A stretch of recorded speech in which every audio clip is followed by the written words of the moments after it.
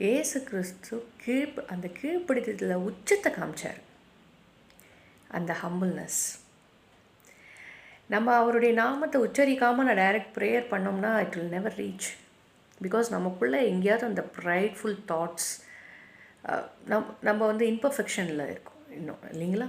So நமக்கு நம்ம அறியாமல் தோ வி ஹாஸ்க், கண்டிப்பாக நம்ம ஹம்பிளில் கேட்டாலும் ஏதோ ஒரு இடத்துல நமக்குள்ளே வந்து செல்ஃப் டிசையர்ஸ் எங்கேயாவது இருக்கும்.